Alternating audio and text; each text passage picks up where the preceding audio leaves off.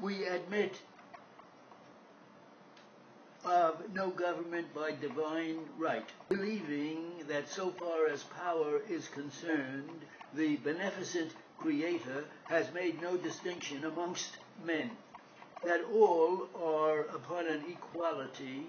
and that the only legitimate right to govern is an express grant of power from the government. The Constitution of the United States is the instrument containing this grant of power to the several departments composing the government. On an examination of that instrument, it will be found to contain declarations of power granted and of power withheld. The latter is also susceptible of division into power which the majority had the right to grant, but which they do not think proper to entrust to their agents, and that which they could not have granted, not being possessed by themselves.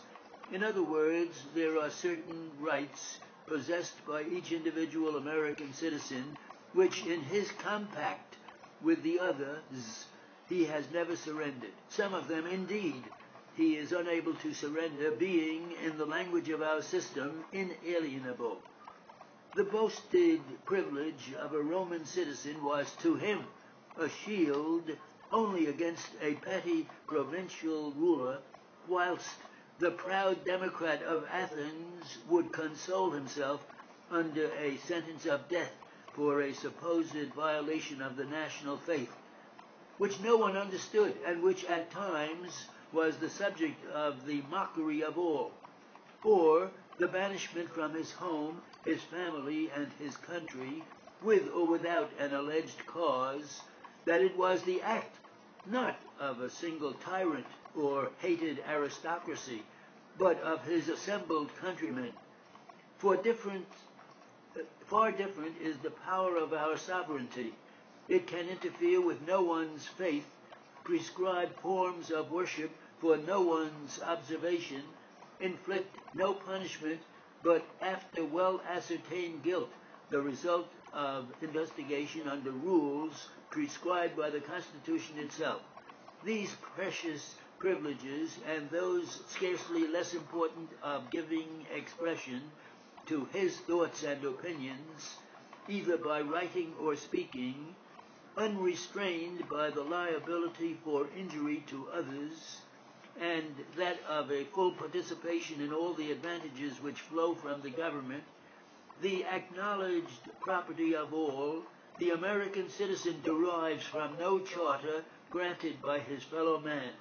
He claims them because he is himself a man, fashioned by the same almighty hand as the rest of his species, and entitled to a full share of the blessings with which he has endowed them.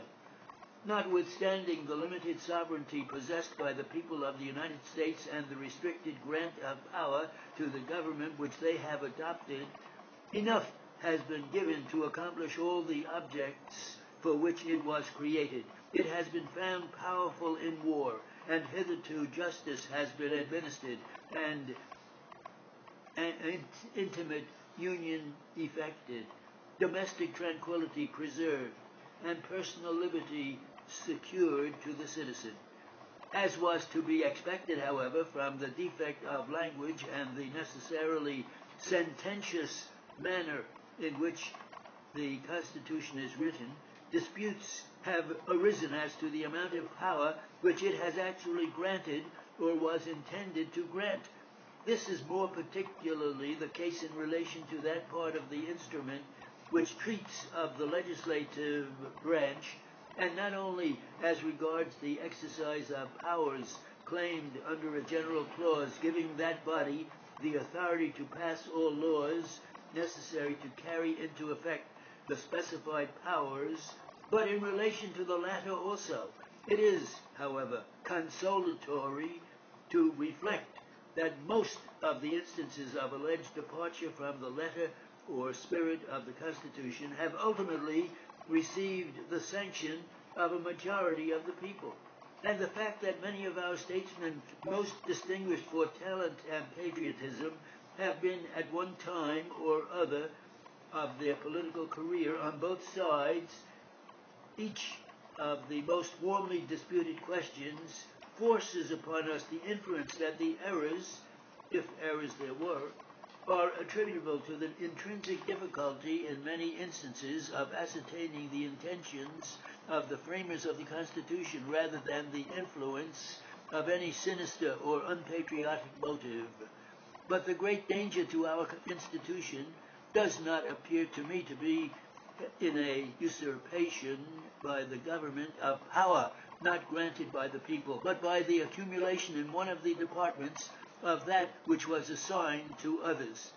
Limited as are the powers which have been granted, still enough have been granted to constitute a despotism if concentrated in one of the departments.